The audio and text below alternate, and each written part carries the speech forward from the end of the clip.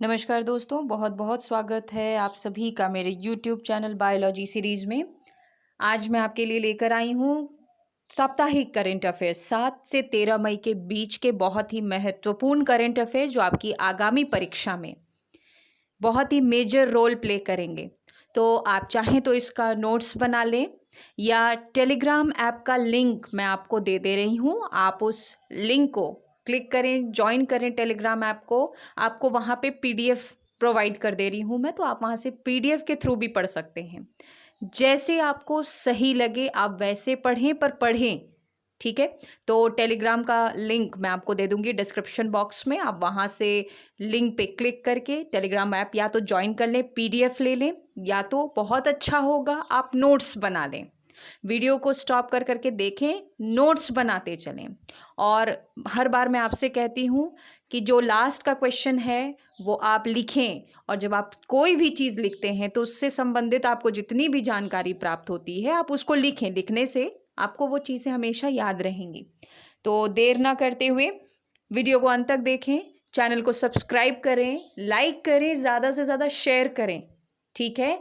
और comment box में ये भी लिखें कि क्या आपको करंट अफेयर्स इसी फॉर्मेट में चाहिए या क्वेश्चन आंसर के फॉर्मेट में चाहिए। आप जिस भी फॉर्मेट में बोलेंगे आपको नेक्स्ट टाइम से उसी फॉर्मेट में करंट अफेयर्स मिलेंगे, ठीक है। चलिए, आज का हमारा पहला करंट अफेयर हम देखते हैं। तो फीफा अंडर 17 जो महिला विश्व कप की मेज़बानी है, वो पहली बात तो कब होने वाली है? वो होने वाली है 2021 में। और किस देश को इसकी मेज़बानी मिली है? भारत को, ठीक है। वहीं अगर देखें तो फीफा अंडर 20 महिला विश्व कप की मेज़बानी किस देश को मिली है? वो मिली है पनामा और कोस्टा रिका को। आप बिल्कुल भी कंफ्यूज नहीं होंगे। फीफा विश्व कप यदि अंडर 17 पूछता है तो मेज़बानी किस देश को मिली है? भारत को मिली है। और अगर अंडर 20 पूछता है तो पनामा और कोस्टा रिका को मिला हुआ है, ठीक है। चलिए, अगला हमारा करंट अफेयर देखते हैं। यूपी में फूड प्रोसेसिंग क्लस्टर, यूपी में फूड प्रोसेसिंग क्लस्टर का विकास किस देश द्वारा किया जाएगा? तो थाईलैंड द्वारा किया जाएगा, ठीक है। ये महत्वपूर्ण क्वेश्चन हो जाता है यूपी के जो स्टेट लेवल एग्जाम्स हैं उसके पॉइंट ऑफ व्यू से। दूसरा, किस खिलाड़ी को फेड कप हार्ट जीतने वाली ये पहली महिला है? किस खिलाड़ी को ये खिताब मिला है? सानिया मिर्जा को।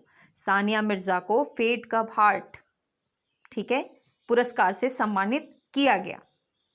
दूसरी बात, बाईपैप नॉन इन्वेसिव वेंटिलेटर, पहली बात तो किसके द्वारा विकसित किया गया है? तो CSIR द्वारा विकसित किया गया, ठीक है। CSIR द्वारा विकसित किया गया है। और इसे नाम क्या दिया गया है? देखिए, ये एक वेंटिलेटर है, ठीक है। इसको CSIR ने विकसित किया है मात्र 36 दिनों में। कितने दिनों में? मात्र 36 दिनों में। आपको पता है कोविड-19 से जो संकट है इसमें वेंटिलेटर्स की काफ़ी आवश्यकता है, तो 36 दिन में इसको बनाया गया। और इस वेंटिलेटर का जो नाम है वो नाम दिया गया है स्वस्थ वायु। क्या नाम दिया गया है? स्वस्थ वायु। वेंटिलेटर है तो आपको पता होता है कि वेंटिलेटर क्या करेगा? एक ऑक्सीजन सप्लाई प्रोवाइड करवाता है आर्टिफिशियल तरीके से, पेशेंट को श्वसन की दिक्कत ना हो। तो बाईपैप नॉन इन्वेसिव वेंटिलेटर है, इसको विकसित किया है CSIR ने। और इसको जो नाम दिया गया है वो क्या नाम दिया गया है? स्वस्थ वायु, ठीक है। चलिए आगे, सारे प्रश्न अति महत्वपूर्ण हैं, आप सभी प्रश्नों पर ध्यान दें। अगला देखिए, पश्चिम बंगाल के वन विभाग ने, ये बहुत इंपॉर्टेंट क्वेश्चन है। पश्चिम बंगाल के वन विभाग ने बताया है कि सुंदरवन क्षेत्र में जो बाघों की संख्या है वो 2018-19 में कितनी थी? 88 थी। और अब बढ़कर 2019-20 में कितनी हो गई है? 96 हो गई है। ये EVS के क्वेश्चन में आ सकता है, आपके टेट CTET से रिलेटेड क्वेश्चंस आ सकते हैं। तो ध्यान दीजिए, पश्चिम बंगाल के वन विभाग ने क्या बताया है कि सुंदरवन क्षेत्र में जो बाघों की संख्या 88 थी वो बढ़कर कितनी हो गई है? 96 हो गई है। दूसरा, सिद्धार्थ वरदराजन, ये एक जर्नलिस्ट हैं, इन्हें डायच वेले फ्रीडम ऑफ स्पीच अवार्ड से सम्मानित किया गया है। सिद्धार्थ वरदराजन को फ्रीडम ऑफ स्पीच अवार्ड से सम्मानित किया गया है। ठीक है, आगे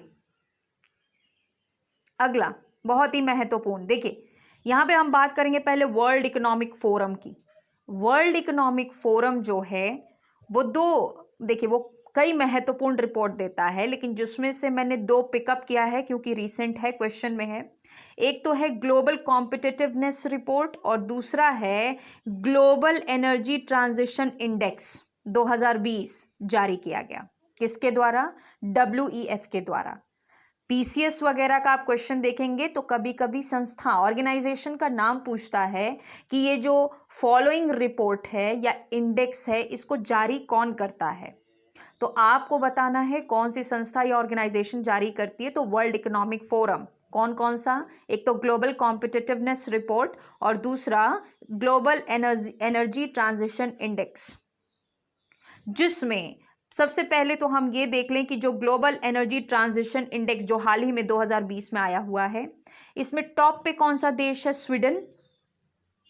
बॉटम मतलब एकदम निम्नतर स्तर पे कौन है? हाइती। और इसमें इंडिया की रैंक कितनी है? 74। ठीक है, तो ग्लोबल ट्रांजिशन इंडेक्स में, ग्लोबल एनर्जी ट्रांजिशन इंडेक्स में इंडिया की जो रैंकिंग है वो कितनी है? 74। वहीं पे अगर देखें तो ग्लोबल कॉम्पिटिटिवनेस इंडेक्स आया था कब? 2019 में, और यहां पे जो भारत की रैंक थी वो कितनी थी? 68। पिछली बार IAS में ये क्वेश्चन आया हुआ था प्री में कि ग्लोबल कॉम्पिटिटिवनेस इंडेक्स जो है वो कौन सी संस्था जारी करती है। तो ये IAS PCS के लिए भी इंपॉर्टेंट हो जाता है, संस्था का नाम आपको याद करना ही करना है। ठीक है, आगे देखिए ICC अंडर 19 क्रिकेट विश्व कप का 13वां संस्करण 2020 कहां आयोजित किया जाएगा? साउथ अफ्रीका में, दक्षिण अफ्रीका में आयोजित किया जाएगा। क्या? ICC अंडर 19 क्रिकेट विश्व कप। और ये सबसे महत्वपूर्ण प्रश्न, UN ने या यूनाइटेड नेशंस ने 2020 को कौन सा ईयर घोषित किया है? तो year of nurse and midwife. 2020 को UN ने year of nurse and midwife के तौर पे घोषित किया है। बहुत ही IMP क्वेश्चन है, इंपॉर्टेंट क्वेश्चन है, इसको लिख लीजिएगा। ठीक है, तो 2020 को कौन सा ईयर हम मानेंगे? Year of nurse and midwife. ठीक है, आगे नेक्स्ट देखिए, मध्य प्रदेश के गवर्नमेंट ने FIR आपके द्वार योजना को लॉन्च किया है। FIR आपके द्वार, ये FIR आपके द्वार योजना में क्या होगा कि यदि किसी पर्सन को FIR करवाना है तो जो भी कांस्टेबल हैं, हेड कांस्टेबल, वो उसके घर जाएंगे, वहीं पे FIR दर्ज करेंगे। ठीक है, तो ये सुविधा किसने दी है? मध्य प्रदेश की सरकार ने दी है। GI टैग हमने पिछले साप्ताहिक करंट अफेयर में देखा था, यहाँ पे दूसरा और 2 GI टैग देखने को मिलेंगे। क्या है? सोहराय खोवर पेंटिंग, सोहराय खोवर पेंटिंग को GI टैग मिला, और ये किससे संबंधित है? किस स्टेट से? झारखंड से। ये है क्या? ये एक पारंपरिक रीति रिवाज से जुड़ी भित्ति कला है। ठीक है, उसके बाद तेलंगाना के तोलिया रुमाल को, ये काले लाल सफेद रंग के मिश्रण से बनाया जाता है। तोलिया रुमाल को कहाँ के? तेलंगाना के। GI टैग मिला। 2 GI टैग और आपको मिले। पिछले बार में क्या था? मणिपुर का छाखाओ काला धान, गोरखपुर का टेराकोटा और कश्मीर का केसर। ये 3 GI टैग पिछली बार हमने देखे थे। फिर आज क्या है? सोहराय खोवर पेंटिंग झारखंड का, और आपका तोलिया रुमाल कहाँ का? तेलंगाना का। इतने GI टैग, हो सके तो आप एक जगह लिख लें, आपको याद करने में आसानी होगी। आगे बढ़िए, फिर देखिए एक्सप्लोरिंग रिवर नीला, इस नाम का वेबिनार सीरीज किस मंत्रालय ने लॉन्च किया है? पर्यटन मंत्रालय ने। रिवर नीला से संबंधित जानकारी देने के लिए या इसके आसपास में बसे शहरों के बारे में जानकारी देने के लिए रिवर नीला नामक वेबिनार सीरीज का आयोजन किया गया। किसने किया है? पर्यटन मंत्रालय ने। ये मंत्रालय से भी संबंधित प्रश्न आते हैं। फिर देखिए, ब्रिक्स समूह के देश जो भी रिलेटेड हैं, उन्होंने विदेश मंत्रियों की बैठक करवाई है। किसके द्वारा? वीडियो कॉन्फ्रेंसिंग के द्वारा। तो इसका आयोजन किस देश ने किया है? रूस ने। किसने? रूस ने, रशिया ने। ठीक है, तो ब्रिक्स समूह के विदेश मंत्रियों की बैठक रूस द्वारा वीडियो कॉन्फ्रेंसिंग के माध्यम से किया गया। ब्रिक्स की स्थापना जो है वो 2009 में की गई। तब इसमें सिर्फ 4 राष्ट्र थे। कौन कौन से? बी से ब्राजील, आर से रूस या रशिया, आई से इंडिया, सी से चाइना। 2010 में इसमें एक और राष्ट्र जुड़ा, देश, मैं देश कहूंगी, देश जुड़ा। कौन सा? दक्षिण अफ्रीका, साउथ अफ्रीका। और तब से ये क्या कहलाने लगा? ब्रिक्स। 2010 में हुआ ब्रिक्स और 2009 में ब्रिक। ठीक है, तो विदेश मंत्रियों की जो भी बैठक हुई, इसकी वीडियो कॉन्फ्रेंसिंग किस देश ने करवाई है? रूस ने। आगे बढ़िए। ये बहुत ही महत्वपूर्ण इस बार का डाटा रिलीज हुआ है। किसने किया है? रजिस्ट्रार जनरल ऑफ इंडिया ने। यही रजिस्ट्रार जनरल ऑफ इंडिया है जो पॉपुलेशन काउंट करता है हमारे देश का, जनसंख्या। ठीक है, तो इसने एक डाटा रिलीज किया है जिसमें बर्थ रेट, डेथ रेट, मृत्यु दर, जन्म दर व इन्फेंट मोर्टिलिटी रेट, शिशु मृत्यु दर के बारे में एक डाटा रिलीज हुई है। हो सकता है आपसे डायरेक्ट क्वेश्चन आए कि नेशनल बर्थ रेट कितनी है? 20, डेथ रेट कितनी है? 6.2, और IMR यानी कि इन्फेंट मोर्टिलिटी रेट, शिशु मृत्यु दर कितना है? तो 32। ठीक है, ये मृत्यु दर, शिशु मृत्यु दर क्या हुआ कि प्रति 1000 बच्चे यदि जन्म लेते हैं तो उसमें से कितने बच्चों की मृत्यु हो जाती है। तो यहां पे देखिए, यहां पे आंकड़े कुछ इस प्रकार हैं कि अगर हम IMR की रिपोर्ट लें, पहले हम IMR देखेंगे, इन्फेंट मोर्टिलिटी रेट, शिशु मृत्यु दर में मध्य प्रदेश का प्रदर्शन सबसे खराब और नागालैंड का प्रदर्शन सबसे अच्छा था। ठीक है, क्या बताया मैंने कि एक था Madhya Pradesh, down arrow indicate कर रहा है कि प्रदर्शन कैसा? बहुत ही खराब। और नागालैंड, यहां पे एरो ऊपर कर दिया, इसका मतलब इसका प्रदर्शन कैसा था? अच्छा है। अगला, अब हम लेंगे बर्थ रेट के बारे में। तो सबसे कम बर्थ रेट कहां की है? अंडमान और निकोबार आइलैंड की, जन्म दर। और सबसे ज्यादा जन्म दर कहां की है? बिहार की है। ठीक है, सबसे ज्यादा जन्म दर कहां की है? बर्थ रेट कहां की है? बिहार की है। फिर देखिए, मृत्यु दर की बात करें तो दिल्ली में सबसे कम मृत्यु होती है, लोएस्ट डेथ रेट। वहीं छत्तीसगढ़ में देखें तो हाईएस्ट डेथ रेट है। सबसे ज्यादा मृत्यु दर जो है वो कहाँ पे है? छत्तीसगढ़ में है। ठीक है, उसके बाद नेक्स्ट देखिए कि रूरल एरिया में, गांव की अगर हम बात करें तो देखा गया है कि 35% डिक्लाइन हुआ है, कमी आई है। किस में? 35% जो भी कमी आई है वो आई है शिशु मृत्यु दर में, माफ कीजिए, शिशु मृत्यु दर में 35% की कमी आई है। ठीक है, चलिए, इतना आपको समझ में आ रहा है। देखिए, आंकड़े डायरेक्ट आते हैं तो आप इन आंकड़ों पे आप इसको नोट्स बना के अच्छे से लिख लें, कंफ्यूज ना होइएगा। फिर से देख लीजिए, क्या बताया है कि जो शिशु मृत्यु दर है उसमें सबसे अच्छा प्रदर्शन नागालैंड का, सबसे ज्यादा बर्थ रेट कहाँ की है? बिहार की है। और सबसे ज्यादा डेथ रेट कहाँ की है? छत्तीसगढ़ की है। ठीक है, रूरल एरिया में 35% की कमी देखी गई। देखिए क्या होता है, जनरली जो गांव हैं, जो पिछड़े गांव हैं, वहाँ पे इतनी मेडिकल फैसिलिटीज़ नहीं है। प्रेग्नेंट औरतों को जो मतलब जनरली क्या होता है, घर पे ही उनकी डिलीवरी की कोशिश ज़्यादातर की जाती है। हॉस्पिटल तक ले जाने की जो फैसिलिटीज़ हैं वो बहुत कम है। लेकिन क्या देखा गया है कि 35% कमी देखी गई है शिशु मृत्यु दर में। पहले अनहाइजीनिक कंडीशंस में बच्चे का जन्म होता था तो चांसेस बढ़ जाते थे बच्चे की मृत्यु के, लेकिन अब क्या है, अब फैसिलिटीज़ है, एम्बुलेंस वगैरह है, तो आशा होती हैं गांव-गांव में जो ख्याल रखती हैं, जिनको पहले से ही पता होता है कि कौन कौन सी औरतें प्रेग्नेंट हैं, तो वो पूरा पता रखती हैं, हॉस्पिटल तक ले जाना, ले आना, ये सारी जिम्मेदारी उनकी होती है। ठीक है, चलिए आगे बढ़ते हैं। ये देखिए, ये बहुत इंपॉर्टेंट क्वेश्चन है, इसको मैंने क्यों लिया, आपने देखा है इंस्टीट्यूट से रिलेटेड क्वेश्चंस आते हैं, तो national institute of virology, national institute of virology पहली बात तो कहाँ पे है, पुणे में है। ये डायरेक्ट क्वेश्चन आ सकता है कि कहाँ पे है, पुणे में है।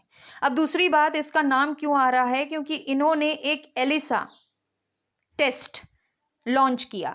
एलिसा HIV के लिए जनरली होता है, एलिसा टेस्ट किसके लिए होता है, HIV के लिए होता है। ठीक है, लेकिन यहाँ पे जो एलिसा है ये स्वदेश निर्मित, मतलब हमारे ही देश के साइंटिस्ट द्वारा निर्मित है, लेकिन कोविड-19 के टेस्टिंग के लिए है, कोविड-19 के टेस्टिंग के लिए है, तो आप कंफ्यूज मत होइएगा।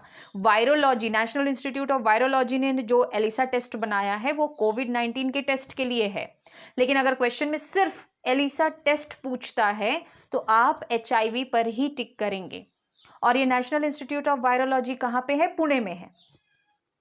ठीक है, इंस्टीट्यूट से रिलेटेड क्वेश्चन आते हैं। नेक्स्ट है ध्रुव्स, DHRUVS, ये क्या है, फुल फॉर्म है डिफेंस रिसर्च अल्ट्रावायलेट सैनिटाइजर। ये किसके द्वारा डेवलप किया गया है, तो DRDO द्वारा डेवलप किया गया है। ठीक है, अच्छा अब यहाँ पे देखिए क्या होगा, ये जो सैनिटाइजर है, ये ध्रुव्स जो है क्या है, सैनिटाइजर है। जितने भी ऑब्जेक्ट्स हैं, जैसे मोबाइल फोन, सेल फोन वगैरह हो गया, पर्स हो गया, वॉलेट हो गया, आपका बेल्ट वगैरह हो गया, इसको सैनिटाइज करने के लिए ये टेक्निक है, अल्ट्रावायलेट रेडिएशंस के थ्रू सैनिटाइज किया जाएगा। किस टेक्निक के द्वारा, ध्रुव्स के द्वारा। किसने डेवलप किया है, DRDO ने डेवलप किया है। ठीक है, ये सारी चीजें आप नोट कर लें, नहीं तो PDF फॉर्म में मैं आपको टेलीग्राम ऐप का लिंक दे दे रही हूँ, वहां पे अवेलेबल है, वहां से ले लें।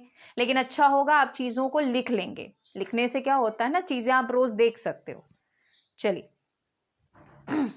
नेक्स्ट है, फिर से ये देखिए बहुत चर्चा में रहा था, यूपी सरकार ने प्रवासी राहत मित्र ऐप लॉन्च किया है। ये क्या है, जो भी प्रवासी, जो भी बाहर देश में रह रहे हमारे कर्मचारी हैं, जो भी लोग रहते थे, वो कोविड-19 के लॉकडाउन की वजह से क्या हो रहा है, उन्होंने कहीं ना कहीं अपनी जॉब खो दी और वो वापस अपने स्टेट में आ रहे हैं, यूपी में जो वापस आ रहे हैं, तो उनको उनके स्किल के हिसाब से जॉब देना है। इसके लिए एक राहत मित्र ऐप लॉन्च किया गया। ठीक है, वर्कर्स को, जो प्रवासी आए हैं, उनको उनके स्किल के हिसाब से जॉब दिलवाना, ये इस ऐप में किया गया है। नेक्स्ट, ये भी बहुत ज्यादा फोकस में था इस बार, कैलाश मानसरोवर तीर्थ यात्रा में समय की बचत के मकसद से हाल में ही कितने किलोमीटर अगर पूछेगा तो आप लिखेंगे 80 किलोमीटर। देखिए ये भी क्वेश्चन आते हैं, अगर रोड वगैरह बनती है ना तो वहां से ये भी पूछता है कितने किलोमीटर का है, तो 80 किलोमीटर की सड़क का उद्घाटन किया गया है, जो कहां से कहां तक है, तो ये देखिए बहुत इंपॉर्टेंट, धारचूला से लिपुलेख तक बनाई गई है। धारचूला कहाँ है, उत्तराखंड में है, तो धारचूला से लिपुलेख, तो यहाँ पे इंपॉर्टेंट हो जाता है लिपुलेख। ठीक है, तो धारचूला से लिपुलेख को ज्वाइन करने के लिए एक 80 किलोमीटर की रोड बनाई गई है कैलाश मानसरोवर तीर्थ यात्रा के लिए। पहले जो समय है वो लगभग 5 से 6 दिन लगता था जाने में, अब वो समय 2-3 दिन लगेंगे। ठीक है, नेक्स्ट, हाल ही में CSIR, अच्छा बार बार CSIR आ रहा है, CSIR का फुल फॉर्म जरा कमेंट बॉक्स में लिखिए, क्या होता है CSIR का फुल फॉर्म और इसका हेडक्वार्टर कहां पे है। ठीक है, आप में से कई जो हैं वो नेट वगैरह के एग्जाम्स देते होंगे CSIR वाली, तो आप मुझे बताएं CSIR का फुल फॉर्म क्या होता है और आप इसकी हेडक्वार्टर कहां है लिखें। चलिए देखिए, CSIR ने एक ह्यूमन मोनोक्लोनल एंटीबॉडी को कोविड-19 के इलाज के रूप में विकसित करने की योजना को मंजूरी दिया है। क्या है ये ह्यूमन मोनोक्लोनल एंटीबॉडी, जैसे मान लीजिए अगर मेरे बॉडी में वायरस एंटर करे, ठीक है, तो मेरी बॉडी में जो वायरस एंटर करता है उसके अगेंस्ट मेरी बॉडी कुछ केमिकल सिक्रीट करेगी, उनको हम कहते हैं एंटीबॉडीज। तो इस एंटीबॉडी का यूज करके कोविड-19 से फाइट करने के लिए, ठीक है, ये जो योजना है, ये जो विकसित की जा रही है, इसको मंजूरी मिली है। और किसे मिली है, कौन विकसित कर रहा है? CSIR। ठीक है, आप लिखेंगे CSIR का फुल फॉर्म क्या है, हेडक्वार्टर कहाँ है। ये नेक्स्ट बहुत ही इंपॉर्टेंट, कॉमेट स्वान और कॉमेट एटलस, ऐसा माना जा रहा है कि ये दोनों पृथ्वी के सरफेस से होके गुजरेंगे। मई 13 को कॉमेट स्वान और मई 23 को कॉमेट एटलस। ठीक है, कॉमेट यानी कि पुच्छल तारा जिसे कहते हैं। तो अच्छा होगा अगर आप थोड़ा सा आज पुच्छल तारा के बारे में सर्च करके पढ़ भी लें। इसकी एक टेल होती है जो गैसेस की होती है, बहुत चमकती है। ठीक है, पुच्छल तारा के बारे में आज आप पढ़ लें। तो दो पुच्छल तारों की बात हो रही है, एक है पुच्छल तारा स्वान और दूसरा है एटलस। तो जो स्वान है वो पृथ्वी के सरफेस से, सतह से कब गुजरने वाला है? मई 13 को, और कॉमेट एटलस 23 मई को। ठीक, चलिए नेक्स्ट क्या है। CMIE की रिपोर्ट के अनुसार भारत में बेरोजगारी जो है वो यहाँ पे बढ़ी नहीं होगा, घटी होगा। अरे नहीं सॉरी, ठीक है बड़ी, हाँ ठीक है, बेरोजगारी बढ़ी है, बढ़ी है। कितने परसेंट बढ़ी है? 27.11% भारत की बेरोजगारी क्या है? बढ़ी है। आंकड़े भी याद करने हैं आपको, जो भी रिपोर्ट आती है उसके आंकड़े याद करने हैं। तो CMIE की रिपोर्ट के अनुसार भारत की बेरोजगारी जो है वो बढ़ी है, और कितनी बढ़ी है? 27.11% ठीक है, और ये क्यों बढ़ रही है वो रीजन आपको पता है, कोविड-19 द बिगेस्ट रीजन। नेक्स्ट है, यहाँ पे ये आप जान के रखिए, बहुत इंपॉर्टेंट तो नहीं है। तो इंटरनेशनल एनर्जी एजेंसी है, इसने भी एक रिलीज किया है एनर्जी रिव्यू 2020 का, कि इनके हिसाब से ये कहा गया है कि जो इलेक्ट्रिसिटी डिमांड है, जो डेली इलेक्ट्रिसिटी डिमांड है, उसमें 15% की कमी आई है। ठीक है, जो पहले की अपेक्षा में क्या देखा जा रहा है कि जो इलेक्ट्रिसिटी की डिमांड है उसमें 15% की कमी आई है। तो जो फैक्ट्रीज वगैरह बंद ही चल रहे हैं, मिल्स बंद है, जो मेजर इलेक्ट्रिसिटी कंजम्पशन एरियाज हैं वो लगभग बंद ही हैं, तो 15% की कमी आई है। ठीक है, नेक्स्ट यहाँ देखिए, भारत सरकार ने मिशन सागर लॉन्च किया है।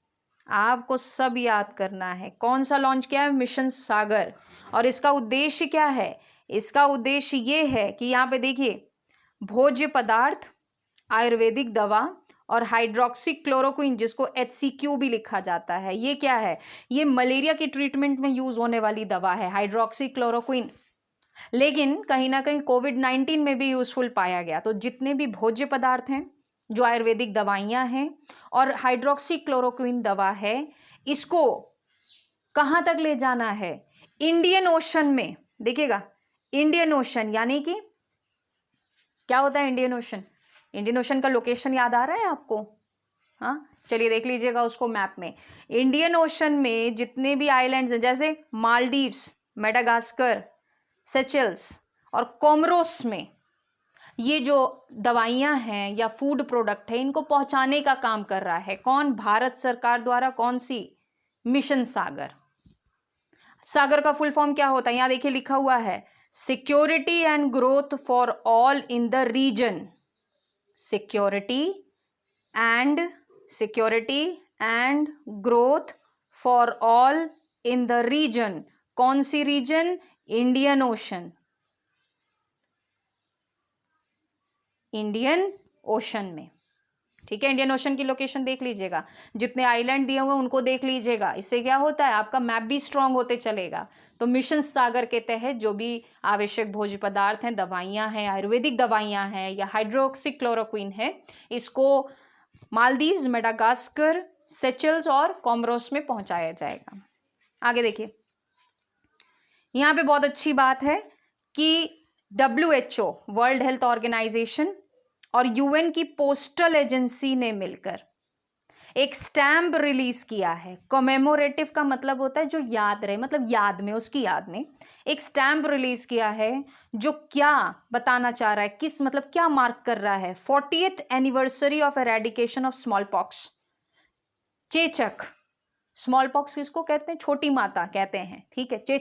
चेचक के 40 साल खत्म होने के 40 साल के उपलक्ष्य में बहुत कम केसेस अब देखी जाती हैं। पहले चेचक के बहुत ज्यादा केसेस देखने को मिलते थे।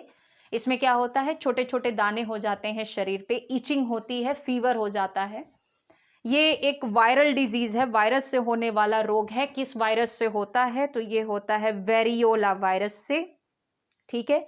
वेरियोला वायरस से होने वाला रोग, तो इसके इरेडिकेशन, ये खत्म हो गया है ऐसा है, तो इसके लिए क्या है, एक स्टैंप रिलीज किया गया, किसके द्वारा? WHO और UN की पोस्टल एजेंसी के द्वारा।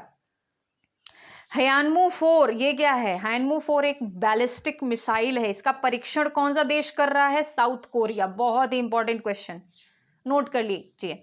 हयानमू 4 बैलिस्टिक मिसाइल का परीक्षण कौन सा देश कर रहा है? साउथ कोरिया, दक्षिण कोरिया।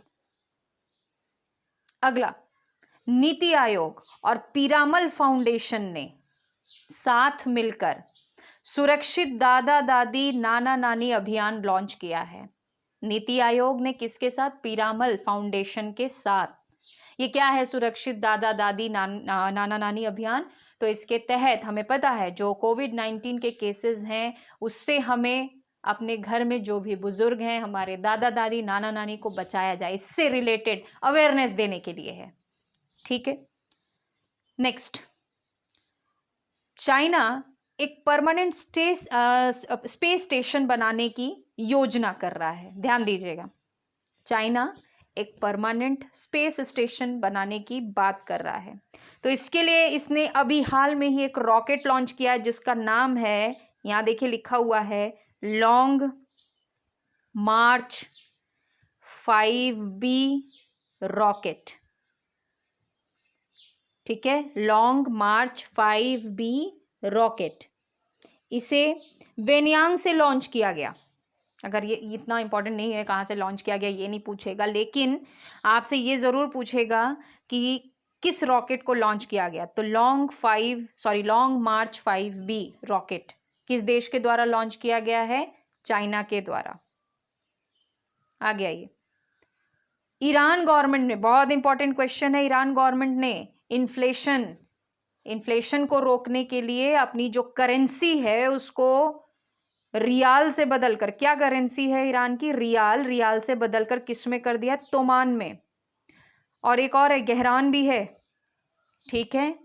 तो इन्फ्लेशन, महंगाई दर जो है, इसको रोकने के लिए ईरान गवर्नमेंट ने, आपको एकदम याद रखना है, यहाँ पे देखिए लिखा हुआ है कि एक तोमान में कितने रियाल होते हैं? 10,000 रियाल। और 100 घेरान में कितना? एक तोमान होता है। तो तोमान पूछ सकता है कहाँ की नई करेंसी है? ईरान की। या घेरान कहाँ की है? ईरान की। लेकिन ऐसा नहीं कि रियाल प्रचलन में नहीं होगा, रियाल भी प्रचलन में है, ठीक है। बहुत इंपॉर्टेंट है, आप इसको बिल्कुल IMP लिख लें। चलिए नेक्स्ट है, केंद्रीय स्वास्थ्य एवं परिवार कल्याण मंत्री, पहली बात तो कौन है? डॉक्टर हर्षवर्धन ने। इन्होंने एक ऐप लॉन्च किया है, आयुष संजीवनी ऐप। कौन सा ऐप लॉन्च किया है? आयुष संजीवनी ऐप। देखिए जितने भी आयुष रिलेटेड है उसमें आपको पता है, आयुर्वेदिक हो गया, होम्योपैथिक, यूनानी मेडिसिन से रिलेटेड, ठीक है, जो भी जानकारी है। एक तो कोविड-19 है तो यहाँ पे क्या है कि आयुर्वेदिक मेडिसिन वगैरह को लेकर आप कैसे अपनी इम्यूनिटी को बूस्ट अप कर सकते हैं, तो ऐसी जानकारी प्रदान करने के लिए आयुष संजीवनी ऐप लॉन्च की गई है। किसके द्वारा? केंद्रीय स्वास्थ्य एवं परिवार कल्याण मंत्री डॉक्टर हर्षवर्धन के द्वारा, ठीक है। अभी कंफ्यूज मत होइएगा, एक इसी से रिलेटेड एक और ऐप है, सेम ऐप है, वहां देखेंगे। दूसरा, ये बहुत इंपॉर्टेंट, भारत की संयुक्त राष्ट्र पर्यावरण कार्यक्रम, ठीक है। यहां देखिएगा, ये UNEP, United Nation environmental programme के सद्भावना राजदूत कौन है? दिया मिर्जा हैं, और इनके कार्यकाल को 2022 तक बढ़ा दिया गया है, ठीक है। यहाँ पे UNEP का ये देखिए मुख्यालय कहाँ पे है? नैरोबी, और नैरोबी की राजधानी क्या है? केन्या। ये पूछ सकता है आपसे, आप जानते हैं ऑर्गेनाइजेशन पूछता ही है, उसकी लोकेशन भी पूछती है। तो यूएनईपी अगर खबरों में है तो उससे रिलेटेड आप मुख्यालय भी नोट कर लें कहाँ पे है। तो इसका मुख्यालय कहाँ पे होगा? नैरोबी में। दिया मिर्जा, सद्भावना दूत, ठीक है। इन्होंने एक कैंपेन लॉन्च किया, बीट द पॉल्यूशन। तो ये कार्यक्रम आगे भी जारी रहेगा। नेक्स्ट है नेत्रावली वन्य जीव अभयारण्य, कहाँ है? गोवा में है। कहाँ है? गोवा में है। ये क्यों खबरों में था? क्योंकि यहाँ पे एक ब्लैक पैंथर स्पॉट किया गया है, जिसे ऐसा समझा गया कि अब ब्लैक पैंथर है ही नहीं, और अचानक से एक ब्लैक पैंथर स्पॉट किया गया गोवा के नेत्रावली वन्यजीव अभयारण्य में। तो इसलिए ये इंपॉर्टेंट क्वेश्चन हो जाता है। अब देखिए, जो मैं आपसे कह रही थी कि आयुष संजीवनी ऐप एक था, ठीक है, और यहां पे है आयुष कवच ऐप। इसको किसने लॉन्च किया है? यूपी सरकार ने लॉन्च किया है। किस लिए लॉन्च किया है वो देख लीजिए। यह ऐप आयुर्वेद में मौजूद जड़ी बूटियों और चिकित्सा पद्धति पर आधारित है, जानकारी प्रदान करेगा। तो अगर आयुष कवच ऐप पूछता है तो कौन सा? कवच ऐप पूछता है तो यूपी सरकार, ठीक है। और अगर संजीवनी ऐप आपसे पूछ ले, आयुष संजीवनी ऐप, तो केंद्रीय स्वास्थ्य एवं परिवार कल्याण मंत्रालय द्वारा। आगे बढ़ते हैं। हाल ही में अमेरिकन पत्रिका फोर्ब्स की इंडिया बिलियनर्स लिस्ट आई 2020, और प्रथम स्थान आपको पता है किसको प्राप्त हुआ है? मुकेश अंबानी जी को, ठीक है। ये इंडिया के बिलियनर्स लिस्ट में टॉप पे। डीपीएस नेगी श्रम ब्यूरो के महानिदेशक के तौर पे इन्होंने पदभार संभाला। कौन? डीपीएस नेगी, श्रम ब्यूरो के महानिदेशक। नेक्स्ट, ये बहुत इंपॉर्टेंट, सरिता कोमाती रेड्डी को न्यूयॉर्क संघीय अदालत में जज नियुक्त किया गया। किसको? सरिता कोमाती रेड्डी को न्यूयॉर्क संघीय अदालत में जज नियुक्त किया गया। भारतीय हैं इसीलिए चर्चा में, ठीक है। तो डीपीएस नेगी, श्रम ब्यूरो के महानिदेशक। आगे आते हैं। यहाँ पे वंदे भारत मिशन, वंदे भारत मिशन बहुत ही चर्चा में रहा, जिसमें 7 दिनों में 12 देशों के लगभग 15,000 भारतीयों को घर वापसी का महाअभियान चलाया गया। इसमें क्या था? वंदे भारत मिशन में 164 स्पेशल फ्लाइट चलाई गई, ठीक है। और क्या हुआ? जो भी नागरिक हमारे देश के बाहर विदेशों में फंसे हुए थे उनको वापस अपने देश लाया गया। वहीं उसी के साथ सेतु समुद्रम अभियान भी लॉन्च किया गया था, चलाया गया, लॉन्च नहीं होगा, चलाया गया। तो सेतु समुद्रम ऐप क्या था? यहां पे ध्यान से देखिए, मालदीव में फंसे, माफ कीजिए, यहां देखिए, मालदीव में फंसे करीब 1000 भारतीयों को वापस लाने के लिए भारतीय नौसेना के द्वारा, ये भी पूछता है किसके द्वारा? भारतीय नौसेना के द्वारा सेतु समुद्रम अभियान को शुरू किया गया था। तो अगर वंदे भारत मिशन की बात करता है तो फ्लाइट के द्वारा लाया गया विदेशों से देश के नागरिक को, और सेतु समुद्रम ऐप भारतीय नौसेना द्वारा अभियान शुरू किया गया, जिसमें मालदीव में फंसे 1000 भारतीयों को लाया गया। नेक्स्ट, विशाखापट्टनम, जिसे विजाग भी कहते हैं, यहाँ के एलजी पॉलीमर्स प्लांट में हाल ही में एक गैस लीक हुई, जिससे रात में ही घरों में जो लोग सोए थे उन्हें सफोकेशन हुई, कुछ लोगों के दम घुटने से दिक्कत हुई।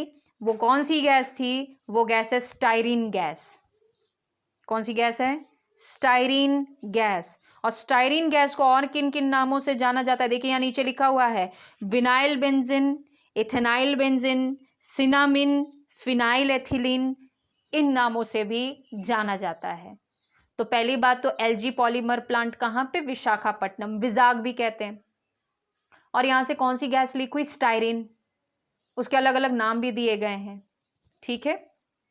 नेक्स्ट, फेल्यूडा क्या है? देखिए, फेल्यूडा एक भारत का पहला, देखिए कोई चीज भारत की पहली हो गई तो इंपॉर्टेंट हो गया।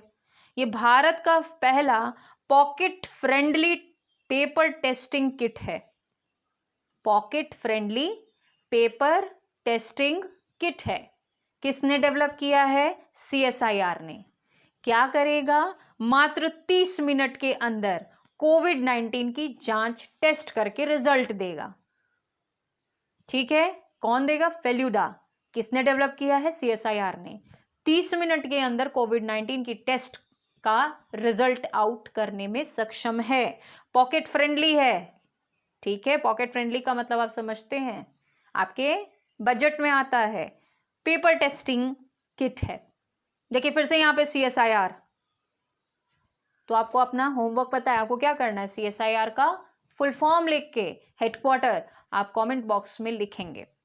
नेक्स्ट देखिए, यहां थोड़ा सा ओवर राइटिंग हो गई है, मैं यहां लिख देती हूं आपके लिए। निगाह कार्यक्रम, निगाह कार्यक्रम किस राज्य सरकार द्वारा लॉन्च किया गया? हिमाचल प्रदेश के द्वारा। निगाह, निगाह का मतलब क्या होता है? नजर, नजर रखना। तो निगाह कार्यक्रम के द्वारा क्या किया गया? इस कार्यक्रम का मकसद था कि जो भी हिमाचल प्रदेश में दूसरे राज्यों से लोग आ रहे हैं, उनके परिजनों को जागरूक करना था, शिक्षित करना था कोविड-19 से बचने के लिए, कि वो कैसे सेल्फ क्वारंटीन हो सकते हैं, वो कैसे खुद को प्रोटेक्ट कर सकते हैं। ठीक है, तो निगाह ऐप, सॉरी निगाह कार्यक्रम, ऐप नहीं कार्यक्रम होगा। निगाह कार्यक्रम जो है वो हिमाचल प्रदेश के द्वारा शुरू किया गया। Next, young career award 2020 professor Saurabh Lodha ji को दिया गया नैनो साइंस टेक्नोलॉजी के लिए। और ये नीचे बहुत छोटा सा पर बहुत ही महत्वपूर्ण, इराक के PM जो भी नवनियुक्त हुए हैं, कौन से हैं? मुस्तफ़ा अल कादेमी। इराक के नए PM का क्या नाम है? मुस्तफ़ा अल कादेमी। लिख लीजिए कहीं पे, बहुत इंपॉर्टेंट है, इराक के नए PM का नाम मुस्तफ़ा अल कादेमी। फिर देखिए, फिर से एक इंपॉर्टेंट क्वेश्चन, RBI केंद्रीय बोर्ड के निदेशक किसे चुना गया? तो RBI केंद्रीय बोर्ड के निदेशक बने हैं तरुण बजाज। ये एक और चीज है, यहां पे देखिए, ये केंद्र सरकार के आर्थिक मामलों के सचिव भी हैं। RBI के केंद्रीय बोर्ड के निदेशक भी हैं और केंद्र सरकार के आर्थिक मामलों के सचिव भी हैं।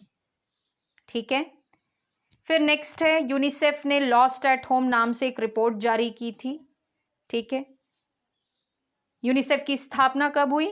1946 में, हमारे देश के आजाद होने से 1 साल पहले। UN में भारत की स्थायी प्रतिनिधि किसे चुना गया है? TS तिरुमूर्ति को। इंपॉर्टेंट है, UN में जो भारत के स्थायी प्रतिनिधि हैं, जो रिप्रेजेंट करेंगे हमारे देश को, कौन है? TS तिरुमूर्ति। और ये आज का क्वेश्चन आपके लिए, भारत सरकार की प्रमुख सामाजिक सुरक्षा योजना अटल पेंशन योजना ने हाल ही में कितने साल पूरे किए हैं? आप पहले ये बताएं इसने कितने साल पूरे किए हैं, और फिर आप ये भी बताएं कि इसको लॉन्च किस ईयर में किया गया, किस साल में इसको लॉन्च किया गया। ठीक है, अटल पेंशन योजना, इससे सवाल आ सकता है।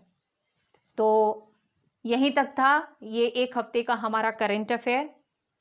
ये आपके लिए एज अ रिवीजन भी हो सकता है, आप इसको अच्छे से पढ़िए, स्वस्थ रहिए, जम के पढ़िए, वीडियो का इंतजार करते रहिए, और वीडियो अच्छी लगी तो लाइक भी करें। तो कल फिर हम मिलते हैं कुछ नई चीज़ों के साथ, नए प्रश्नों के साथ।